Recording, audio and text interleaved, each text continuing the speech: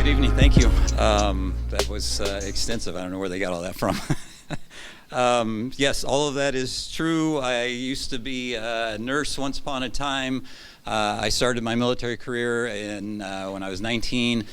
Stayed with it. I retire in March. My wife will be very happy after 41 years to be out of that world and get some time back, because I am a glutton for punishment. I decided to take on the director position for probably the toughest position in our city. That said, enough about me. I thank everybody in the audience, and I see Sarah out there, for taking time. Whenever I go to community meetings, I am always refreshed that people attend community meetings at 7 o'clock at night after they worked all day and still care about their community enough to come out and support our community meetings. So that whenever I go to community meetings, I'm like, it gives me hope. And to see you here at this academy, the same thing to you. Just thank you for caring about our city and all the things that we do, and your interest in learning what we do here. And I'm proud to serve the city and this department, and we'll run through as quick as we can so we can get to questions, because like this stuff is just what we do, but once we get through this, I'm sure there'll be questions. There's always questions about this department. That said, we'll start with our city. So this is was in our City Express, the city's newest department responsible for addressing some of the city's most complex issues. So this is true. This is a new department. It was actually opened July 1 of 2021. It was originally brought up to be an alternative response department for taking some of the load off of the 911 calls that are truly a police or fire 911 call. And I was working on the other side of this with the fire department, trying to figure out how we can get alternative response to take some of the calls off of our call load that aren't 911 calls. So it ended up appropriate that I came over here to help on this side and try and continue to deal with that. But we got a little off track in that we still all are an alternative response, but our alternative response is our homeless community. And so we've been heavily entrenched in trying to solve our homeless community's concerns and try and get everybody back on their feet and get them housed. Our mission statement, I'll talk about this. Coming up through the years, you always worked for various companies, and they talk about their mission statement, their vision statement, and even now there's companies that have it out there. But the farther I go in my career, I realize how important a mission statement is to a department or to a company. And I really think that like digging into what you do and having all of your employees understand what your mission statement is, so that we're all heading the same direction and we're all on the same page of what we're trying to do. So this is ours. It's to provide compassionate individualized support to people experiencing homelessness with the goal of aiding them on their path toward recovery, wellness, and self-sufficiency. It really encompasses everything that our department is doing right now. This is what our makeup of our department. We have 3 offices. So we'll start on the left. That's the Office of Homeless Services. We have a program manager, a specialist, and 4 admin analysts. This department works with all of our contracts, our motel program that we have, and our shelters that we have, and working on that side of it. I'll go through it a little bit more in a minute. The Office of Community Outreach. As you can see, we have a full, most of our staff in here. These are our outreach workers that have a vast array of experience, from some being in the world of homelessness prior to coming to us. We have social workers, we have people that are working on that either completed their master's in clinical social work or they're working on it. And some people that have never been in the business and wanted to come and help. And so it's a great team that we have with a vast array of experience. And then under my office, I have my support staff, and we work on keeping our budget in control, loading up my calendar with things to do, and then looking at strategic planning and what we're doing, and looking really down the road of all the things that how we can keep this department thriving and helping with our homeless community. So my total is 37 FTEs. This is kind of a breakdown of what it looks like on our org chart. Like I said, most of the middle staff is our field staff, and then our homeless services is our office staff that manages our contracts. And then I have my my small staff over there that I keep them busy. They keep me busy, and all of us stay busy. This is not a unbusy department. Here, Office of Community Outreach, like I said, this is our neighborhood resource coordinators. We respond out of our 311 call system of calls for service for homeless concerns. We prioritize those calls. We assign out every day, and this is only a portion of the staff that we have. Some of them are still here. Some of them have moved on, and we have some new ones. And one of our NRCs, we call them NRCs, Neighborhood Resource Coordinators. Sarah is one of our NRCs. Thanks for coming, sir. She is not. She didn't make the picture. So some of the things that our NRCs can do while they're out in the field making contact with our community, enroll in what we call the HMIS system. So it's the Homeless Information Management System, essentially a housing of everybody that we make contact with, and you can give us your name and information that you're willing to give us. We put it in the system. If we come in contact with you again, or if Sarah comes into contact with someone, puts your information in, and then I come by and talk to you, and you say, hey, my name's Joe Smith, and I punch it in, and then I have a little bit of history on you that Sarah had talked to you. You wanted some services. We got you on a shelter list, and we can continue to keep helping you and keep some consistency in the service that we're providing to you. We can complete shelter surveys. We have a vulnerability index prioritization tool, which is what we use to house individuals that are looking for shelter. We run down a vulnerability checklist. It scores you on your vulnerability, and the higher vulnerable you are, the higher you are on the list to get you housed. We have referrals and linkages. We have core centers throughout the city that run by various agencies. They're drop-in centers that have services there. Some simple services like a shower and laundry. They have computers there, and then they have case workers there that can help you enroll in any systems that are available. And so we can help with that. If we can't help you in the streets, we can take you to one of the core centers, and they can help you as well. Vital documentation, veterans connections. We can take you straight to crisis receiving centers, and then we have our own places that we have from the city. We have two spots. We have our Outreach and Engagement Center on Auburn Boulevard, and then we have our Roseville Road campus that are both shelters, and we can directly from DCR, we can take you into our shelters straight through. We have control of that. The other shelters are controlled through our coordinated access system, which is everybody in the county puts their names and needs in there, and then that system decides where they're going to place you. And they have placement countywide as well. This is some of the services that we've done in the last 6 months. And it's vast and expansive, and we have a lot of people in the streets doing a lot of great work and providing a lot of services. I'm going through this a little quick because I don't want to run out of time, and I want to give you time for questions. This is our Outreach and Engagement Center that I was talking about. So this is a 23-hour stay center. It's a respite center.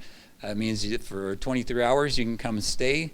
They have snacks, they have food for you, and there's computers here. We take families, and everybody can go here for 23 hours. At the end of 23 hours, you have to exit, If you want to stay for another 23 hours, then you sign back up and you can continue to come back. And if 23 hours was enough and you want to move on, then you can move on. There's services there. If you want more services, then they will help you there as well. There's our people that come to this drop-in center that work all day and come back and stay the night here. So it's a vast majority of people that use this site. This is our Roseville Road campus that was open last year. We used to have Miller Park, if everybody remembers, the little tents by the river was less than ideal. We happened to have an old Air Force base that we used here that was already fenced, had some facilities in it, and then we have our pallet homes, which are they're double occupancy, but we use them as singles. If we have doubles that are willing to double up and stay together, then we will put them in there. Most of them have single occupancy, and then in the background you can see, or up here, we have trailers as well. They will hold up to 3 people in the trailers. And we're just got a grant last week that we received, Encampment Resolution Fund grant, that gave us another $12 million to expand this site, which will give us at least another 100 pallet-style homes. And like I said, right now we're getting electricity hooked up to all of them, so they'll have plug, heater, and air conditioning. So great addition, and this space has been awesome for us. How many homes are on that site right now? We have 60, just a little over 60 pallet homes and 40 trailers. That's your one question. You just burned your one question. Something that I care about as a leader and our department director is a concern of my employees. And this is from the National Alliance to End Homelessness. So 69% homeless services personnel experience significant stress rooted in not being able to help enough people. And you see that across the board. Anybody that's in the service industry, they want to do more. And I'm trying to give them as many tools as I can and create as many shelter spaces that we can so we can offer the services, and our outreach teams can offer the services and actually back them with something to offer. So it's something I'm greatly aware of. Switching gears to our Office of Homeless Services, here's my staff. We do have 2 more new staff here. I didn't have a program manager that I just hired 3 weeks ago, and he's fully absorbed right now with the jobs. And 1 more admin analyst that I hired. So this staff handles our 30 program contracts that we have. Some of our contractor names have changed since this list, but essentially this is what we have. We have a city motel program that is 200 rooms throughout 6 motels. It's for families only, and what can I say about that? It's a good program to get our families off. I wish we had more room to take care of our families. We have operators for each of our sites. We call them operators. Those are the people that are actually at our sites providing services at the site. We have First Step, we have Step Up, we have Hope Cooperative, we have First Step. Everybody decided they needed Step in their name and Up in their name. So, but we have contracts with those providers to provide services at all of our shelters. We have our Weave, we have our Wind Youth Shelters, Women and Children Shelters, our Bridge Housing at the Grove, and then we have our navigation sites, which are the congregate shelters that are like big dorm rooms, X Street, Meadowview, and what am I missing? Well, Grove falls into that. That's with SHRA currently, and we're looking to take that back to administer that ourselves. So keeping these in check and making sure that they don't expire and going back to council to approve the next contract is a full-time job for all of our staff to take care of these. Outcomes for 2023, I didn't have a chance to pull 24s, but essentially we have 18 shelters, 1,350 beds. We'll be increasing that at the end of the year. We have 175 tiny homes that we're opening South Stockton Boulevard.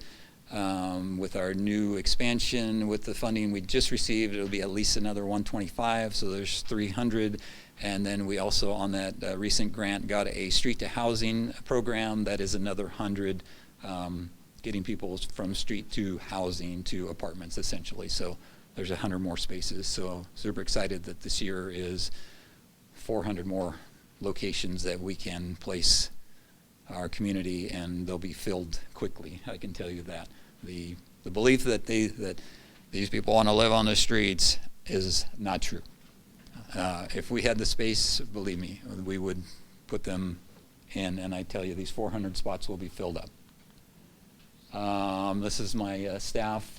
Eva actually is, that position's open right now because Eva went back to Public Works for a promotion. She was awesome, so now I have to fill her with another awesome person for my office to manage our budget. If we have some budget finance people in there. And then this is some of the stuff as a director that I'm always looking at future. We do have a program with fire that we got together on, and it's a street overdose response team. That is to respond with one of their paramedics, one of our neighborhood resource coordinators, for trying to help provide substance treatment. There is a medication, Suboxone. It's like a methadone to help you over that withdrawal phase. And we have had one of those units in service, and we're starting up with 2, it looks like next week. So looking at that, I'm always constantly looking at crisis response. Everybody is looking for that so they can, especially our 911 calls that are crisis, not really medicals or not police calls, trying to get a crisis response up for that so we can take some of those calls off of their plate. And then trying to stay lean and looking at funding resources, how you create efficiencies to remain with the same amount of money you have but expand your service, something I'm always looking at, and trying to sustain programs. It's easy to create a program. It's a lot tougher to sustain a program, so how do you create and keep a sustainable program? And I spend crazy times all day, every day in meetings about trying to get all of us together and working together. Regionally coordinated homeless action plan that we created it was a local homeless action plan, trying to get all cities involved in it, not just the city of Sacramento and the county, but trying to get the smaller cities of everybody else that's in Sac County, like Elk Grove and Citrus Heights and Rancho Cordova, and get them involved and engaged. Is part of the intent of, it's called the All-In Plan, but it's our regionally coordinated homeless action plan. And then this is something that I'm very proud of our last pit count and our numbers of 2022. We're at 6,600. This year we're at 3,900, and that puts us at the leaderboard, and this is the 29% of unsheltered homelessness drop. As the numbers have come in, because the pit counts are some are even years, some are odd years, depending on your city. The pit count that is in right now, we have had the most significant drop, and then there's other places in the state that have actually had increases still. And so we're working hard on trying to keep these numbers going in the right direction, and not sitting and thinking we got this in the bag. We're just keep doing what we're doing. We're doing everything and trying to come up with new programs to try and keep this number going. Because that department is not enough, we have the incident management team. This is also what I am in charge of. This is our multidisciplinary team that has Sacramento Police Department impact officers. We have the city code enforcement officers. I have the city park rangers under me. I have Sac County's behavioral health team. We have Community Health Works, which is one of our providers for CalAIM to help with housing and other medical services. Who else do I have on that team? A whole list of people. So this team is the team that we've had in place for the past year. We have 5 areas of the entire city, teams placed in all 5 areas that consist of all of these teams, and we respond them out on 311 calls by priority, and we're out every day, all day, working with either compliance, cleanup, services. Code enforcement handles our vehicles that are non-registered, non-op, non-functional, and we work on that with code. Park rangers, any encampments in the park, encampments are everywhere in the city, so we have a team to work essentially everywhere and provide every service as we make contact with you. This is essentially all the teams that are involved in this. This is a breakdown of that org chart. And so as you can see here, we've broken this out. We have several rapid teams, we call them, which are our rapid response is kind of our bread and butter. That really is now 2 law enforcement officers and 1 DCR outreach worker that runs for the small encampments, and we assign them all over the city. We have a rapid park rangers team, which is a park ranger and an outreach worker. We have a general response team, which is all just outreach workers providing outreach throughout the city. Our code rapid is a code enforcement and an outreach worker, and code works on not only the vehicles, but we also work on private property calls. So an encampment on a private property, that we've got into that business now, and that contacting the owner of the private property and having them sign the 602 trespassing to remove the individuals from private property. And then the coordinated responses for our larger encampments, and essentially we get all of our smaller teams together and do a coordinated larger effort to work on our larger encampments. What I will say about this is this whole business is very polarizing, and people are way over on one side or way over on the other, and I'm trying to keep this balancing act on this. The sweeps that everybody calls them, that we get blamed for, is something that's I don't know, it's a slap in the face really to me, because what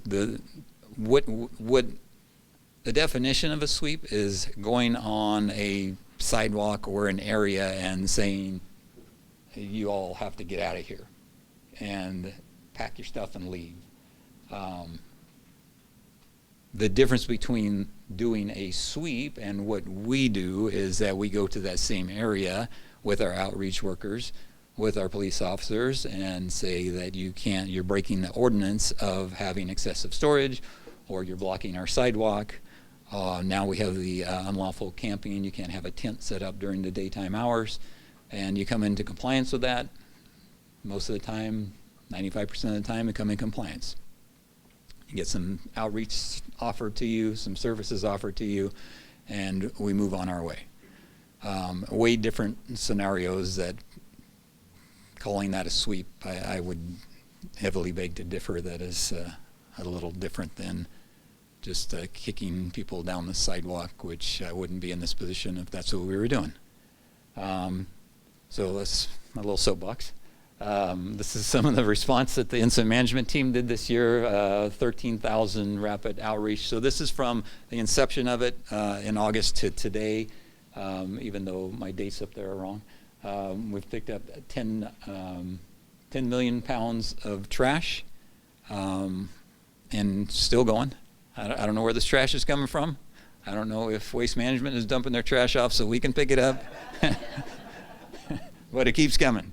Like I said, compliance, 95% of the time we can achieve compliance just by saying, hey, you're breaking the ordinance, you need to get in compliance, and then 41,718 calls received through the 911 or through the 311 system to date.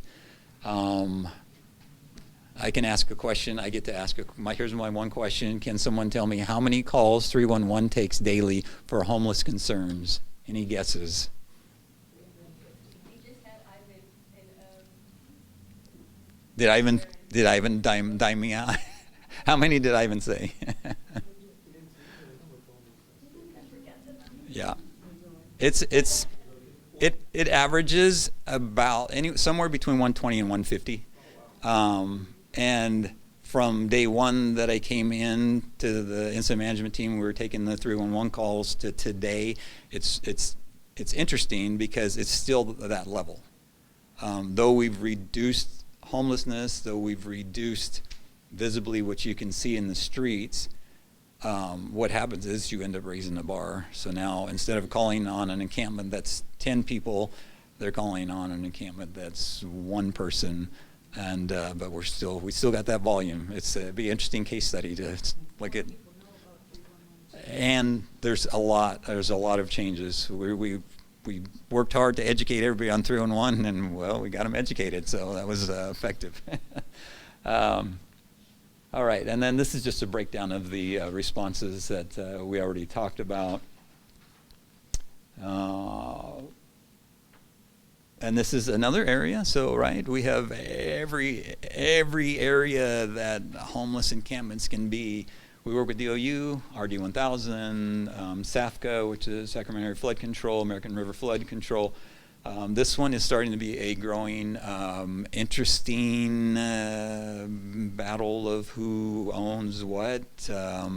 There is a belief on the waterways owners that they are the city's homeless people that need to be out of their waterways, and so that we have ongoing interesting meetings about that to be continued. But we do manage this, like all of this. This is an encampment that is a constant, and it's a community that lives in this area, and we are constantly working with them, saying we have a storm coming in, and they're like, okay, and then they'll get out of the way, and as you can see, that area that they would be camping at is underwater. And so we work with them every year trying to get them. They don't want to, these are truly people that just want to live in that little area, and so they continue to live there, and we continue to work with them and let them know that you're going to get flooded, you need to move, and they relocate. We also work with Union Pacific, Amtrak, Regional Transit. We work with our city parks, obviously, they're part of our team. We also work with Caltrans. There's you learn the city well when you're working with, can we move this encampment or not? Because you have to find out whose property that's on first. And so there's a lot of MOUs and agreements and discussions on whose property it is. This is the balance that I was talking about. We have from the DA suing us because we're not doing enough, to people screaming at us, it's not a crime to be homeless, which I agree with you. It's not. But when you're breaking the ordinance, then it is. But it's not about being homeless. It's about breaking the ordinance. And then we have the business owners on us about how they can't have their business if people are in their doorway blocking customers from coming in. So we get it from everywhere. That's the balance that I have to try and deal with. And these are all of our partners. We can't do it alone. We need all of our partners. Breakdown on our funding. We spent almost $45 million last year, and a lot of it is state funding. And we hope that we keep getting state funding in our grants. Otherwise, it's coming out of our budget if council and mayor decide that it's coming out of our budget. So that's what I'm working with, trying to stretch our dollars as much as we can to keep us going. And we have done well stretching our out funding.